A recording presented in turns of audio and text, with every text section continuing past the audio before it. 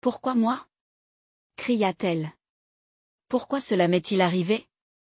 Dieu, pourquoi as-tu permis que cela m'arrive? Je t'ai servi toute ma vie. J'ai gardé ma virginité toutes ces années. Je n'ai jamais flirté, et c'est ainsi que tu choisis de me récompenser?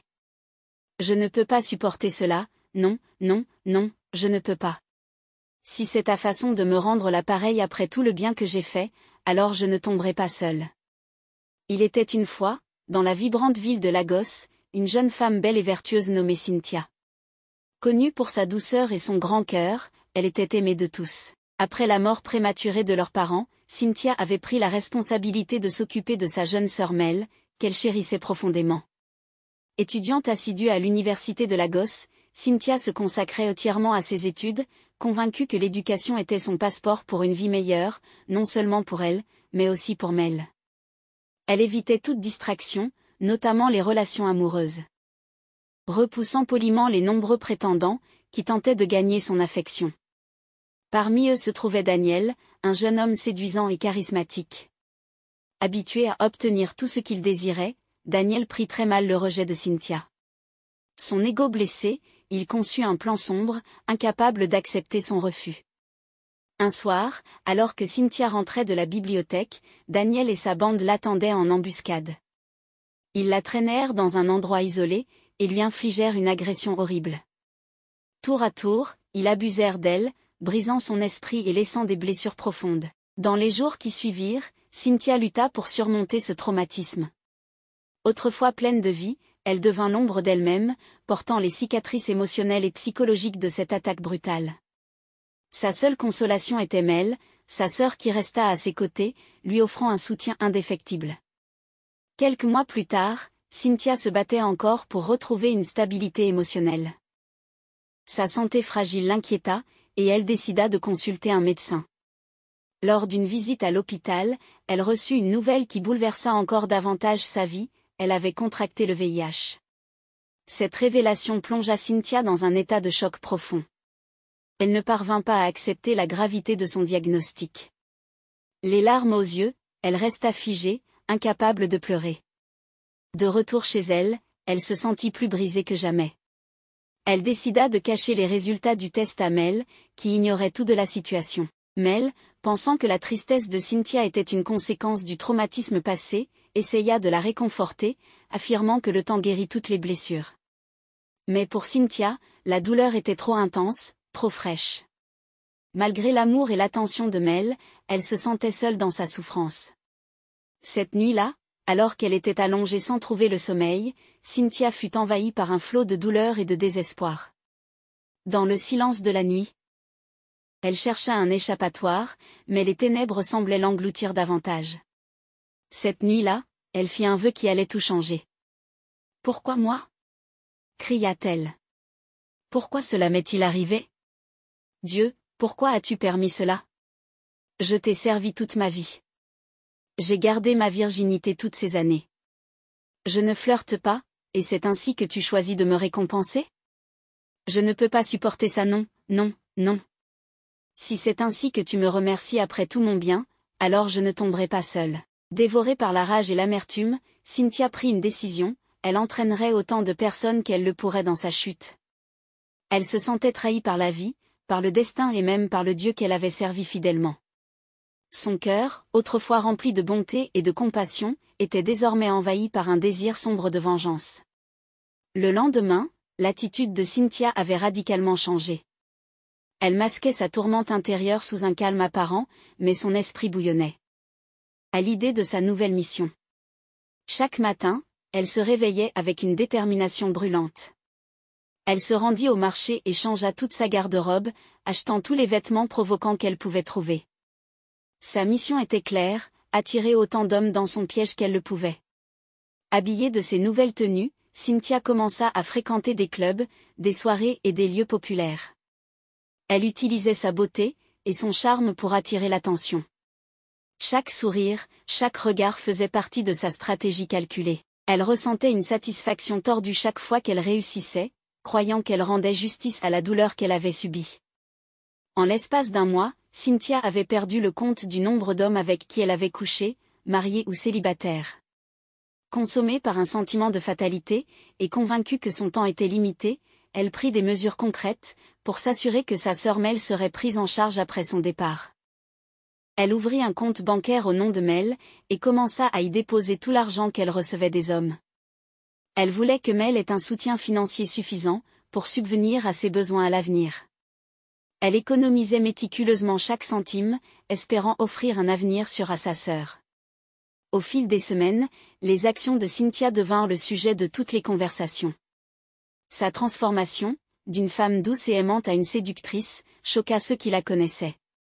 Mel, sa sœur, remarqua le changement et devint profondément inquiète. Elle ne comprenait pas pourquoi Cynthia avait tant changé et s'inquiétait des conséquences de ses actes. Un soir, alors que Cynthia se préparait pour une autre sortie, Mel l'affronta. « Que fais-tu de toi-même ? Ce n'est pas toi. Je sais que tu souffres, mais ce chemin que tu empruntes ne t'apportera que plus de douleur. » Cynthia répondit avec colère et amertume, « Tu ne comprends pas Mel. Personne ne comprend. Ne t'inquiète pas, le temps révélera tout. » Elle quitta la maison, laissant Mel le cœur brisé.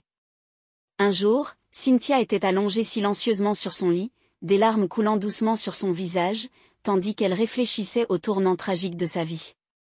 Perdue dans ses pensées, Cynthia fut brusquement ramenée à la réalité par un coup à la porte. Essuyant rapidement ses larmes, elle alla ouvrir, s'attendant à voir Mel ou l'un de leurs amis. Mais à sa grande stupeur, Mel se tenait là avec un visage familier, Peter. Lui aussi semblait choqué. Peter faisait partie des nombreux hommes, avec qui Cynthia avait couché et qu'elle avait infectés. Le cœur de Cynthia se serra alors qu'une vague glaciale de panique et de culpabilité l'envahissait. Bouche bée, elle se tourna vers Mel. « Que fais-tu avec lui » demanda-t-elle, sa voix tremblante. Mel sourit innocemment, inconsciente de l'horreur dans les yeux de sa sœur. « Sœur, voici Peter, c'est mon petit ami. Nous sortons ensemble depuis des semaines, et j'ai pensé qu'il était temps. Tant que tu le rencontres. » Cynthia s'écria d'une voix forte, ses émotions éclatant dans un mélange d'horreur, de peur et de culpabilité. « Non Mel, tu ne peux pas être avec lui. Tu n'as aucune idée de qui il est. » Mel, déconcertée et inquiète, recula face à la réaction de sa sœur. « Sœur, qu'est-ce qui ne va pas ? Pourquoi es-tu si bouleversée ?» Tremblante de panique, Cynthia pointa Peter du doigt. « Peter, j'ai couché avec lui. » Mel se tourna vers Peter, ses yeux s'écarquillant de choc et d'incrédulité. « Est-ce vrai ? Tu as... » Pris au dépourvu, Peter tenta de se défendre. « Chérie, je ne savais pas qu'elle était ta sœur. Je l'ignorais. »« Est-ce que vous avez été intime » demanda Cynthia, la voix brisée. Mel hocha lentement la tête, les larmes aux yeux. « Oui, nous l'avons été. » À cet instant, Cynthia sentit le monde s'écrouler autour d'elle. Le poids de ses actions, la culpabilité de ce qu'elle avait fait, et la peur pour la santé de sa sœur l'accablèrent. Elle s'effondra au sol. Mel et Peter se précipitèrent à ses côtés, paniqués. Ils appelèrent immédiatement des secours, et emmenèrent Cynthia à l'hôpital. Pendant qu'il attendait des nouvelles, Mel était plongée dans l'angoisse, son esprit tourmenté par l'inquiétude pour sa sœur et la confusion totale. Quelques heures plus tard, le médecin invita Mel et Peter dans son bureau. Avec une voix lourde de gravité, il leur annonça, « D'après les tests que nous avons effectués, nous avons découvert que Cynthia est séropositive. » Mel et Peter restèrent figés, abasourdis. Les morceaux du puzzle commencèrent à s'assembler. Peter, totalement choqué, avait du mal à comprendre la gravité de la situation. Le médecin continua, « Cette information est cruciale. Il est important que vous deux passiez également un test. » La peur au ventre, Mel et Peter acceptèrent. Ils firent les tests et attendirent les résultats, un mélange de peur et d'espoir dans le cœur. L'attente sembla durer une éternité, et l'atmosphère était lourde de tension. Lorsque les résultats arrivèrent, le verdict fut accablant, Peter était séropositif. La réalité le frappa comme une tonne de briques, et il s'effondra sur sa chaise. À l'hôpital, Cynthia, toujours en convalescence, sentit le chaos autour d'elle. Un profond sentiment de remords pour la douleur qu'elle avait causée l'envahit. Mel entra dans sa chambre, les larmes aux yeux. « Sœur, comment as-tu pu ? Cynthia leva les yeux, plein de regrets et de chagrin. Ma chérie, je suis tellement désolée. Je n'ai jamais voulu que cela arrive. J'étais tellement perdue, tellement en colère. Oui, tu souffrais, mais infecter des innocents était-il une solution à ton traumatisme?